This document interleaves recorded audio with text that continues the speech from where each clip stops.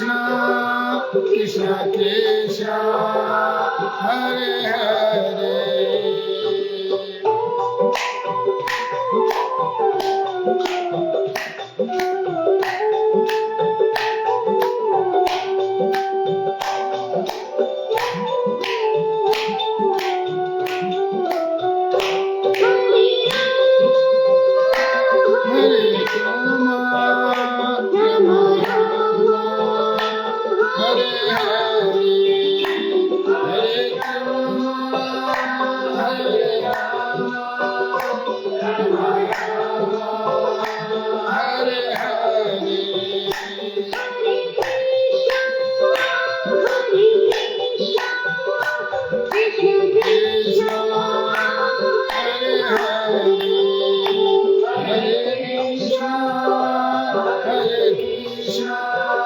कृष्ण कृष्ण हरे हरे।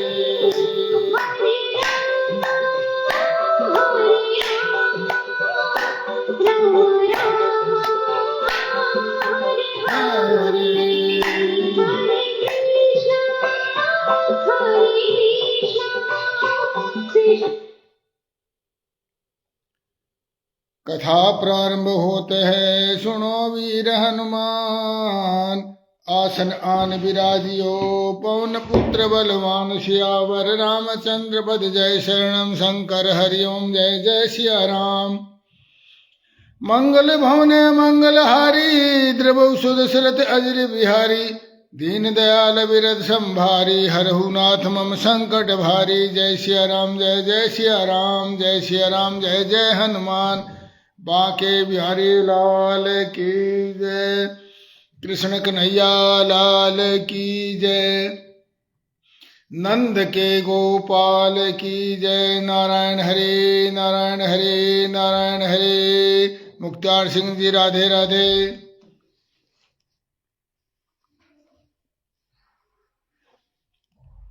कल की कथा में हमने भगवान शंकर के द्वारा त्रिपुरासुरों का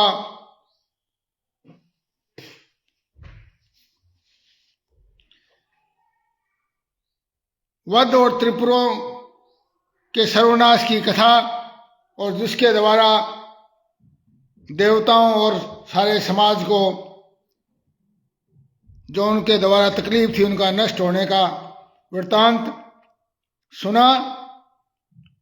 और उसके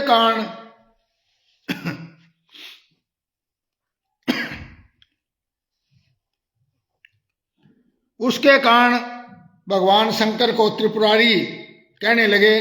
ये कथा हमने सुनी। कर्मपाल यादव जी राधे राधे।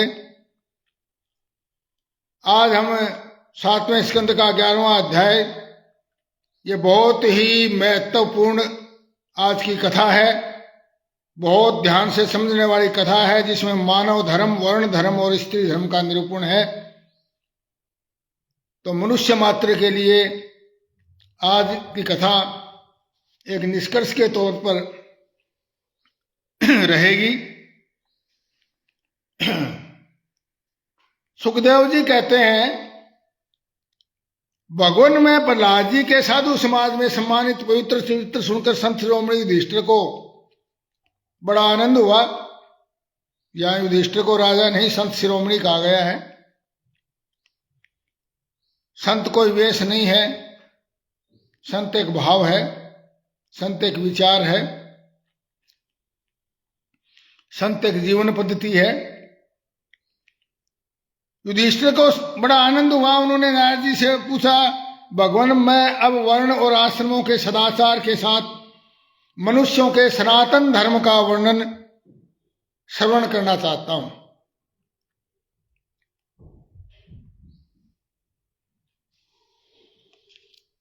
आप सोम प्रजापति ब्रह्मा जी के पुत्र हैं नारद जी। आपकी तपस्या, योग और समाधि के कारण वे अपने दूसरों पुत्रों की अपेक्षा आपसे ब्रह्मा जी ज्यादा स्नेह करते हैं, आपका सम्मान भी करते हैं।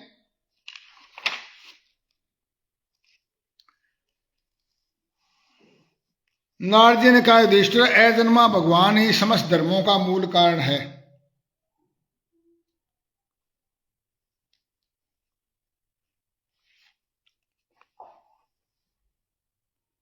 भगवान क्या है? अजन्मा। भगवान जन्म नहीं लेते कभी। अजन्मा भगवान ही समस्त धर्मों का मूल कारण है। समस्त धर्मों का मूल कारण यानी जड़, और वही चराचर जगत के कल्याण के लिए धर्म और दक्ष पुत्री मूर्ति के द्वारा अपने अंश मात्र से अवतीर्ण होकर बद्रिका आश्रम में इस समय तपस्या कर रहे हैं। बांके बिहारी लाल की हो, बोलो भगवान बद्रीनाथ की जय हो। उन नारायण भगवान को नमस्कार करके और उन्हीं के मुख से सुने हुए सनातन धर्म को मैं वर्णन करता हूं। कुंडली दादी जी राधे राधे। युधिष्ठिर सर्ववेद स्वरूप भगवान श्री हरि सर्ववेद स्वरूप यानी वेद भगवान का ही रूप है, रूप, और भगवान वेद स्वरूप है। भगवान हरि उनका तत्व जानने वाले महर्षियों की स्मृतियां और जिससे आत्मग्लानि न हो, आत्म प्रसाद की उपलब्धि हो, वह कर्म धर्म के मूल है। दया धर्म का मूल है, पाप मूल अभिमान। तुलसी गर्व न कीजिए जब तक घट में प्राण।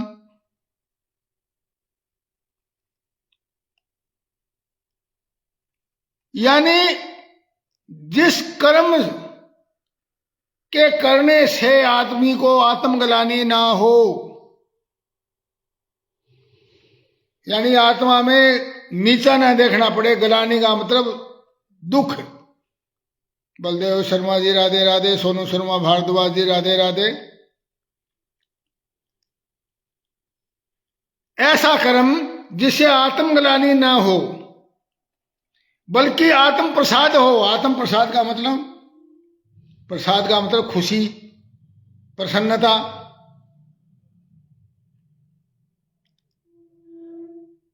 ऐसे कर्म जिससे आत्मग्लानि न होकर आत्म प्रसाद की उपलब्धि हो, आत्मिक सुख, आत्मिक प्रसन्नता, आत्मिक अनुकूलता, कुछ भी कह सकते हो, जिससे प्राप्त हो, ऐसे कर्मों को क्या कहा है? धर्म का मूल कहा गया है। धर्म की जड़ हरि, ऐसा बोला गया। उस हरि का मतलब बोलने में कहते हैं धर्म की जड़ हरि। हरि का मतलब लोग कहते हैं भी जड़ कभी हरि होती नहीं। हरि का मतलब यहां भगवान हरि, धर्म की जड़ हरि। और हरि क्या है? ऐसे कर्म जिनके करने से आत्मग्लानि की बजाय आत्म प्रसन्नता, आत्म प्रसाद प्राप्त हो।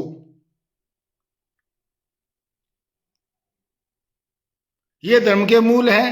तीन चीजें क्या? सर्ववेद स्वरूप भगवान श्री हरि, दूसरे हैं उनका तत्व जानने वाले महर्षियों की स्मृतियां, और तीसरा है ऐसे कर्म जिनके करने से आत्म प्रसन्नता हो। वो ही धर्म के मूल है, उसी को कहा गया धर्म। युधिष्ठिर धर्म के 30 लक्षण हैं। वैसे मुख्य 10 लक्षण बोलते हैं, धर्म के 10 लक्षण हैं, परंतु भागवत में धर्म के 30 लक्षण बताए गए हैं। कौन कौन से हैं? सत्य। सत्य का मतलब सच्चा, जो हमेशा सच्चा रहे। एक युग में सच्चा, दूसरे युग में झूठा। एक समय में सच्चा, एक दूसरे युग समय में झूठा। ऐसा सत्य सत्य नहीं।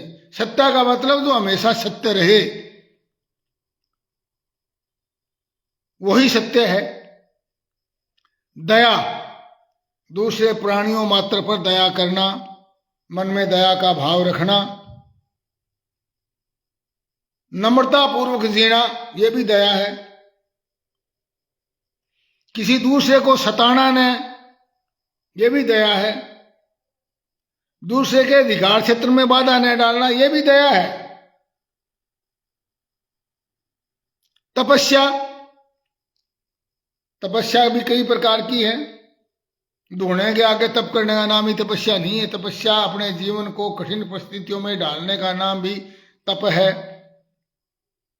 कष्टों में अपने शरीर को पकाना, अपने मन को, बुद्धि, आत्मा को शुद्ध कर लेना, अपन मन बुद्धि को, ताकि आत्मा आत्मस्वरूप व्यक्ति हो जाए, उसका नाम तप है।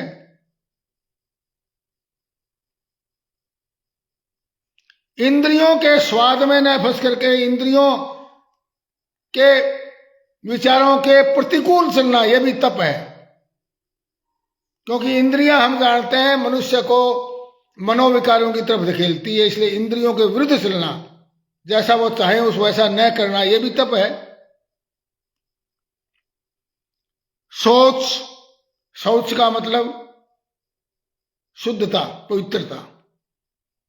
पवित्रता का मतलब शरीर की पवित्रता भी, मन की पवित्रता भी, बुद्धि की पवित्रता भी, खाने पीने में पवित्रता, पहनने ओढ़ने हर कर्मों में पवित्रता, यानी शुद्धता, शौच। तितिक्षा, तितिक्षा क्या होता है? सहन करना, सहनशीलता। कोई भी प्रतिकूल परिस्थितियां, दुख, तकलीफ, प्रतिकूल परिस्थितियां, इनको सुखपूर्वक, प्रसन्नता पूर्वक सहन करना, इसका नाम है तितिक्षा। उचित अनुचित का विचार, यह विचार करना कि क्या चीज उचित है, क्या अनुचित है। उचित वही है जो यदि हमारे साथ कोई करे तो हमें अच्छी लगे, वैसा ही व्यवहार हम उस दूसरे के साथ करें, वो उचित व्यवहार है। ऐसा व्यवहार कोई हमारे साथ करे वो अनुचित हमें लगे, और वैसा हम दूसरे के साथ करेंगे तो अनुचित व्यवहार है, जो हमें अच्छा नहीं लगता। तो उचित अनुचित का विचार ये धर्म से होता है, धर्म के लक्षण है। मन का संयम, मन हम जानते हैं अब सारे इस विघ्न की जड़ ही मन है। जितने विघ्न बाधाएं आती हैं, मनोविकार पैदा होते हैं, मन से ही तो होते हैं। इंद्रिया चंचल होती है, मन के द्वारा ही तो होती है। इंद्रियों का राजा मन ही तो है। तो मन का संयम, इंद्रियों का संयम, फिर मन के संयम के बाद इंद्रियों का भी संयम। अहिंसा, अहिंसा का मतलब दूसरों के प्रति हिंसा न करना। हिंसा कई प्रकार की, उसी तरह शाब्दिक हिंसा भी है, मानसिक हिंसा भी है। मन में दूसरे के प्रति विरुद्ध विचार लाना मात्र भी हिंसा है। शारीरिक हिंसा, बौद्धिक हिंसा, मन वाणी वचन कर्म से हिंसा, ये भी हिंसा है। और ऐसा न करना अहिंसा। ब्रह्मचर्य, अब ब्रह्मचर्य में भी बहुत चीजें आती हैं। ब्रह्मचर्य का मतलब ब्रह्म जैसी चर्या, ब्रह्म की तरह ही अपनी दिनचर्या रखना, चाल चलन रखना, चरित्र रखना, व्यवहार रखना, यह भी ब्रह्मचर्य है। जिसमें काम वासनाओं को त्याग करना, कामनाओं को छोड़ना, यह भी ब्रह्मचर्य है। त्याग,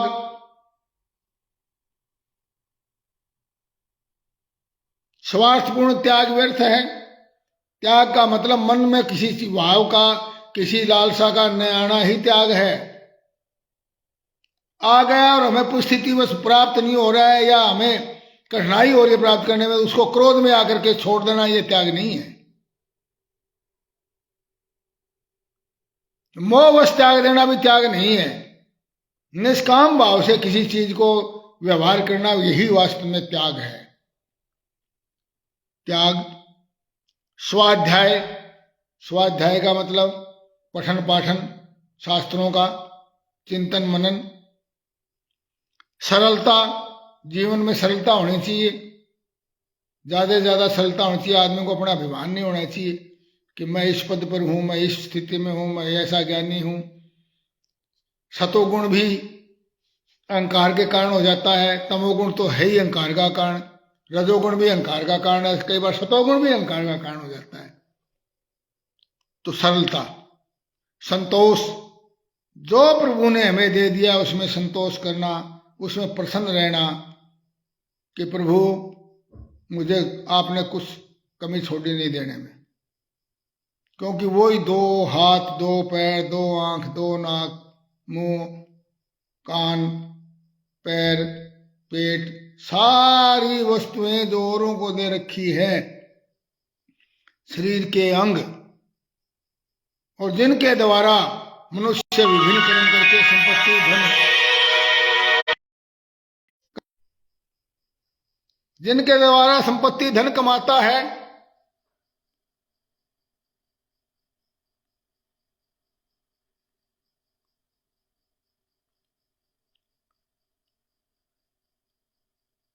वो हमें असंतोष का कारण बनता है,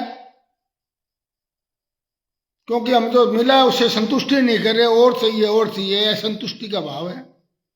तो संतोष का मतलब जो हमें प्राप्त हुआ है उसमें संतुष्टि करना, क्योंकि इस परमपिता परमात्मा ने जिसको भेजा है उसके सारी व्यवस्था करके उसको भेजा है। समदर्शी महात्माओं की सेवा,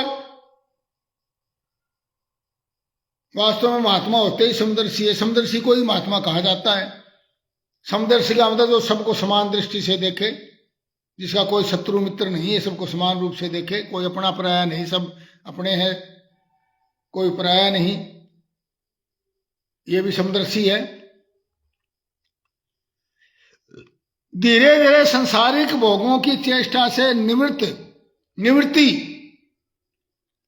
धीरे धीरे, एकदम निवृत्ति नहीं होती। मनुष्य के अभिमानपूर्ण प्रयत्नों का फल सांसारिक भोगों की, धीरे धीरे सांसारिक भोगों की चेष्टा से निवृत्ति मनुष्य के अभिमानपूर्ण प्रयत्नों का फल उल्टा ही होता है, कि हम धीरे धीरे छोड़ देंगे, मैं फलानी, मैं बीड़ी पी रहा हूं, मैं धीरे धीरे छोड़ दूंगा, एक बीड़ी कम करके फलानी, इसका फल उल्टा होता है हमेशा। मैं शराब पीता हूँ, धीरे धीरे छोड़ दूंगा, मैं और मद्यपान करता हूँ, मैं मांसाहार करता हूँ, और बहुत कर्म है, मैं फलाना कर्म करता हूँ, मैं क्रोध करता हूँ, धीरे धीरे छोड़ दूंगा। ऐसा कहा है, धीरे धीरे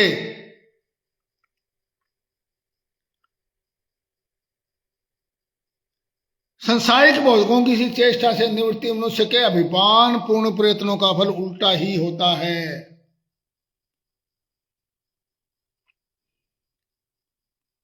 ऐसा विचार करना, मैं धीरे धीरे छोड़ूंगा, ऐसा विचार, मौन, आत्मचिंतन, प्राणियों को अन्न आदि का यथा योग्य विभाजन, और उनमें भी विशेष करके मनुष्यों में अपने आत्मा और इष्ट देव का भाव। सब मनुष्यों में तो कम से कम आप अपनी आत्मा समझनी चाहिए कि वो हमारी आत्मा, उसकी आत्मा एक ही है, और यह भी मेरा इष्ट ही है जो सामने आ गया। संतों के परम आश्रय भगवान श्री कृष्ण के नाम गुण की लीला आदि का श्रवण, कीर्तन, स्मरण, उनकी सेवा, पूजा और नमस्कार, उनके प्रति दास्य भाव, दास्य का भाव, ये प्रभु मैं आपका दास हूं। सख्य भाव यानी कि सखा मित्रता का भाव, हे प्रभु आप मेरे मित्र हो। और आत्मसमर्पण, प्रभु के प्रति आत्मसमर्पण कर लेना। ये 30 प्रकार का आचरण सभी मनुष्यों का परम धर्म है। इसके पालन से सर्व आत्मा भगवान प्रसन्न होते हैं। सर्वात्मा भगवान को है, सर्वात्मा, सबकी आत्मा।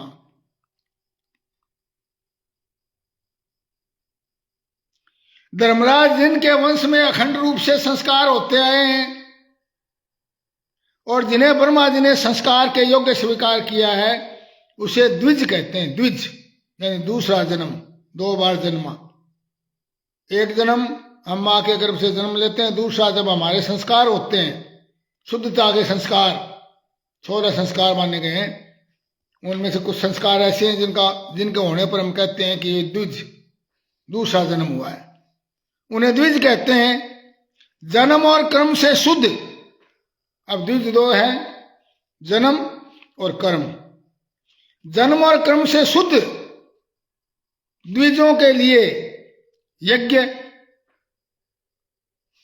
अध्ययन यानी पढ़ना पढ़ाना, दान देना और लेना, ब्रह्मचर्य का पालन आदि आश्रम विशेष कर्मों का विधान है द्विज के लिए।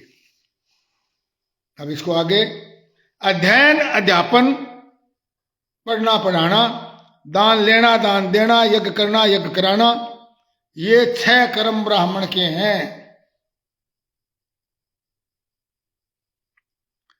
और क्षत्रियों को दान नहीं लेना चाहिए। अब जो ब्राह्मण है, जिनका भगवान ने ब्राह्मण के घर जन्म दिया है, उनको ये 6 कर्म करना चाहिए। जो इसका पालन करता नहीं है, भगवान को ही दोष देता है। भगवान ने तो आपको दे दिया ब्राह्मण के घर जन्म, अब आपको ये 6 कर्म करने चाहिए सबको। ये तो अनिवार्य कर्म है। क्षत्रियों को दान नहीं लेना चाहिए। अब दान लेना और दान देना ये ब्राह्मण का कर्म है, द्विज का कर्म है, परंतु क्षत्रियों के लिए क्षत्रियों को दान नहीं लेना चाहिए। बस पुगते प्रजा की रक्षा करने वाले क्षत्रियों का जीवन निर्वाह ब्राह्मण के सिवाय अन्य सब लोगों से यथायोग्य कर तथा जुर्माना आदि के द्वारा होता है, क्योंकि वो राज्य व्यवस्था शासन व्यवस्था को चलाते हैं क्षत्रिय लोग। इसलिए उनका निर्वहन उस कर, टैक्स जिसको आज की भाषा में बोलते हैं, या जुर्माना, फाइन, दंड, रेवेन्यू, कई तरह के तरीके हैं। आज उनके रूप बदल चुके हैं। चिराग खंडेलवाल जी, राधे राधे। वैश्य को सर्वदा ब्राह्मण वंश का अनुयायी रह करके, वैश्य कौन है? गौ रक्षा, कृषि एवं व्यापार के द्वारा अपनी जीविका चलानी चाहिए। ये वैश्य के लिए गौ रक्षा सबसे बड़ी चीज बताइए। शूद्र का धर्म है द्विजातियों की सेवा, उनकी जीविका का निर्वाह उनका स्वामी करता है। ब्राह्मण के जीवन निर्वाह के 4 प्रकार के साधन बताए गए हैं। वो अपना जीवन निर्वाह कैसे करें, 6 कर्म बताए हैं। अब जीवन निर्वाह के लिए ब्राह्मणों के 4 हैं तरीके। वार्ता, शालीन, यावावर और शिलोंछन। यज्ञ ध्यान आदि करा करके धन लेना, ये वार्ता है। मंत्रोच्चारण करके यज्ञ ध्यान आदि करके धन लेना, वार्ता। बिना मांगे जो कुछ मिल जाए उसी में निर्वाह करना, ये शालीन है। बिना मांगे जो मिल जाए उसी में निर्वाह करना, ये शालीन है। नित्य प्रति धान्य आदि मांग लाना, भिक्षा मांग लाना, ये यायावर है, यानी घुमंतु। यायावर बोलते हैं घुमंतुओं को। और किसान के खेत काट कर अन्न घर को ले जाने के बाद पृथ्वी पर जो कण बिखरे हैं अन्न के, उन्हें शिल बोलते हैं। और बाजार में भी पड़े हुए अन्न के दानों को उच्छ बोलते हैं। शिल और उच्छ, उन शिल और उच्छों को बीन करके अपना निर्वाह करना शिलोंछन कहलाता है। तो ब्राह्मण के लिए 4 पेट पालन की विधियां बताई गई।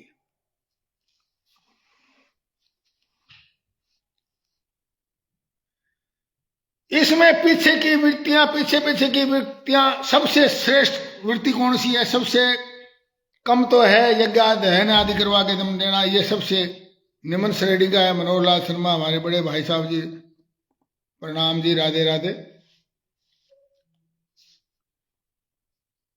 सबसे बढ़िया है शिलोंछन, उससे थोड़ा कम है यायावर, भिक्षा मांगना। अलग अलग जगहों से, रोज नई नई जगह से। उससे कम है शालीन, यानी नित्य प्रतिदान आदि मांग लेना। और उससे कम है वार्ता, वेदों का अध्ययन मंत्र बोल करके पैसा कमाना सबसे निम्न श्रेणी में आता है।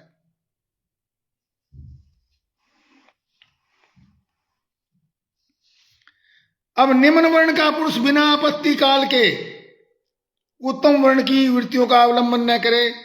निम्न का मतलब यहां पर कोई, निम्न का अर्थ यह है कि जैसे एक हम लाइन लिखी हुई है, पहली लाइन, उससे दूसरी लाइन, फिर तीसरी लाइन, उस चौथी लाइन। बोलने में क्या आता है? ब्राह्मण, वैश्य, क्षत्रिय, शूद्र। निम्न का मतलब यहां हिंता से नहीं है, निम्न का मतलब उससे के बाद वाला निम्नलिखित। निम्नलिखित क्या होता है? नीचे लिखा हुआ। तो निम्न वर्ण का पुरुष बिना आपत्ति काल के उत्तम वर्ण की वृत्तियों का अवलंबन न करे। आपत्ति के बिना निम्न वर्ण का व्यक्ति, यानी कि अपने ब्राह्मण से नीचे निम्न है, वैश्य उससे नीचे ना, क्षत्रिय उससे नीचे वैश्य, वैश्य नीचे शूद्र, अपने से ऊपर वाले को वृत्ति का प्रयास ना करे, अवलंबन न करे। आपत्ति काल को छोड़कर, देखो आपत्ति काल को छोड़कर का, आपत्ति काल में कोई धर्म होता नहीं। क्षत्रिय दान लेना छोड़ करके ब्राह्मणों की बाकी 5 वृत्तियों का अवलंबन ले सकता है।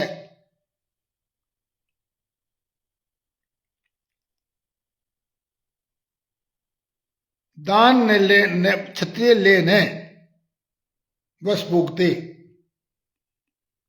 आपत्ति काल में सभी वृत्तियों को स्वीकार कर सकते हैं। ऐसी परिस्थिति आ गई है कि क्षत्रिय के लिए परिस्थिति रही नहीं कोई और मांगने के सिवाय। सब तरह से बहुत बुरी तरह स्थिति आ गई है। आपत्ति काल में तो अलग विषय है, परंतु साधारण परिस्थितियों में दान क्षत्रिय न ले, बाकी 5 क्रम ब्राह्मण के रह गया। अध्ययन, अध्यापन, दान लेना, दान देना, यज्ञ करना, यज्ञ कराना, इसमें से दान लेने वाला काम न करे क्षत्रिय साधारण परिस्थितियों में। ऋत, अमृत, मृत, प्रमृत और सत्यानृत, इनमें से किसी का वृत्ति का आश्रय ले, परंतु स्वान वृत्ति का अवलंबन तो कभी न करे।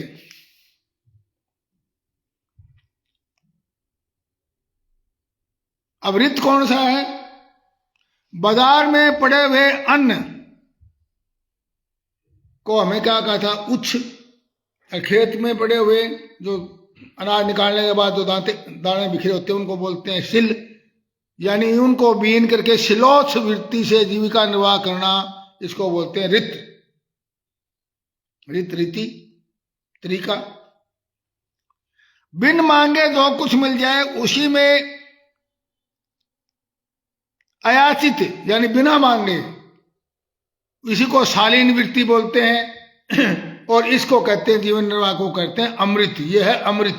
बिन मांगे मोती मिले, मांगे मिले न भीख, मांगन से मरना भला, ये सतगुरु की सीख। तो बिन मांगे जो मिल जाए अयाचित, यानी शालीन वृत्ति, उसके द्वारा जीवन यापन करना है अमृत। और जो बचे हुए अनाज जो खराब जाएगा उसको बीन कर ला करके उससे अपना काम चलाना, यह है ऋत।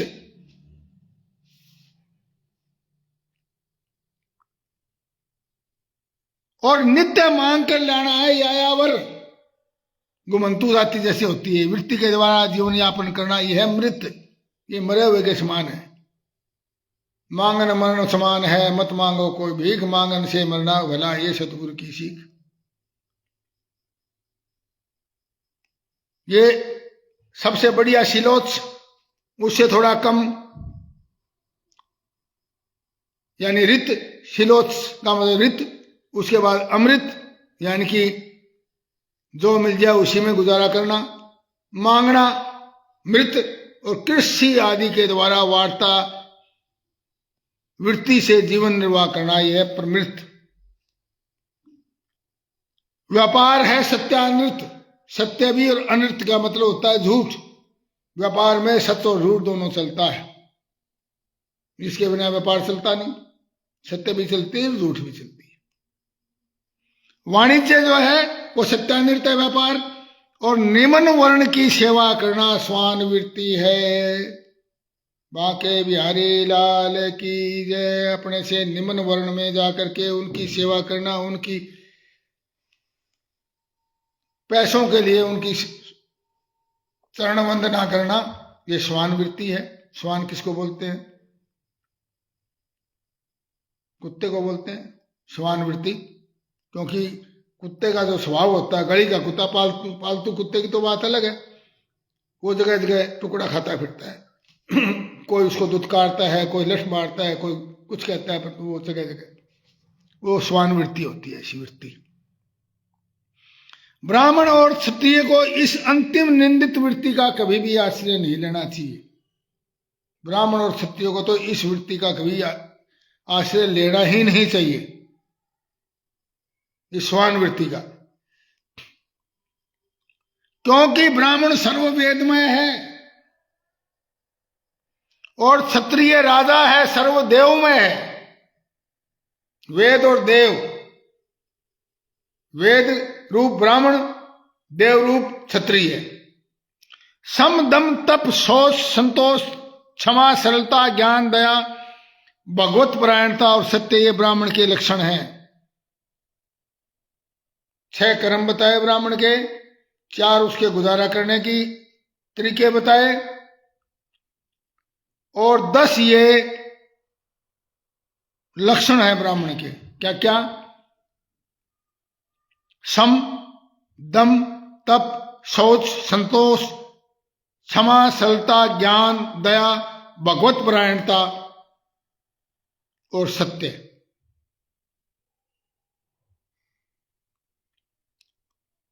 युद्ध में उत्साह वीरता धीरता तेजस्विता त्याग मनोजय क्षमा ब्राह्मणों के प्रति भक्ति अनुग्रह और प्रजा की रक्षा करना, ये क्षत्रिय के लक्षण है। देवता गुरु और भगवान के प्रति अर्थ धर्म और काम, इन तीनों पुरुषार्थों की रक्षा करना। आस्तिकता उद्योगशीलता व्यवहारिक निपुणता, ये वैश्य के लक्षण हैं। और उच्च वर्णों के सामने विनम्र रहना, पवित्रता से रहना, ये देख लिए शूद्र के लिए पवित्रता सबसे पहली बताई, सेवा कार्य करने वाले के लिए।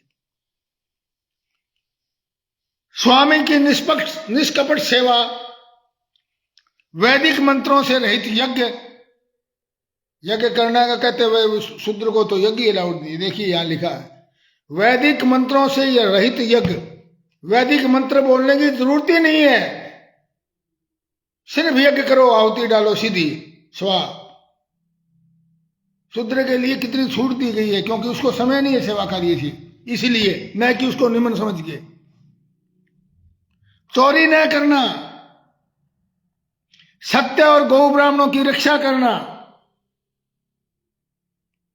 सत्य और गौ ब्राह्मणों की सेवा रक्षा करना, ये शूद्र के लक्षण है। पति की सेवा करना, उसके अनुकूल रहना, पति के संबंधियों को प्रसन्न रखना और सर्वदा पति के नियमों की रक्षा करना, और पति को ही ईश्वर मानने वाली पतिव्रता स्त्रियों के धर्म है। साध्वी स्त्री को चाहिए कि झाड़ने बुहारने लीपने तथा चौक पूरने आदि से घर को और मनोहर वस्त्राभूषणों से अपने शरीर को अलंकृत रखे। मनोहर वस्त्राभूषण बोल रहे, मनोहर जो मन को अच्छे लगे, सात्विक लगे, भड़कीले नहीं, मनोहर वस्त्राभूषणों से शरीर को अलंकृत रखे, सामग्री को साफ सुथरी रखे। कथा समाप्त होते है सुनो वीर हनुमान, कथा हमारी वैकुंठ में आप करो विश्राम। सियावर रामचंद्र पद जय शरणम, शंकर हरिओम जय जय सिया राम। मंगल भवन मंगल हारे, द्रवो सुदशरथ अजर बिहारी। दीन दयाल विरद संभारे, हरहु नाथ मम संकट भारे। जय सिया राम जय जय सिया राम, जय सिया राम जय जय हनुमान। बांके बिहारी लाल की जय। तो आज हमने मानव के वर्ण धर्मों के बारे में बहुत गति से इसको पढ़ा है, क्योंकि व्याख्या जो होती है इसमें जरूरी है। कल इसको दोबारा फिर जो जल्दी से बताया गया है, समय की मर्यादा के अनुसार से हम आधा घंटे में इसको संपूर्ण करना चाहते हैं कथा को रोज। क्योंकि ज़्यादा लंबी कथा फिर ना तो चल पाती है, ना मन बनता है इससे ज़्यादा किसी का। तो इसलिए इसको आगे वर्णन करेंगे और बहुत ध्यान से सुनने वाली वर्ण धर्म से सब धर्मे निधर्म श्रेय भगवान ने कहा है अर्जुन गीता में अर्जुन के आगे कि अपने वर्ण धर्म के अंदर यदि मृत्यु भी आदमी की हो जाए तो वो श्रेयस्कर है। तो ये वर्ण धर्म की व्याख्या चल रही है। बांके बिहारी लाल की जय, कृष्ण कन्हैया लाल की जय।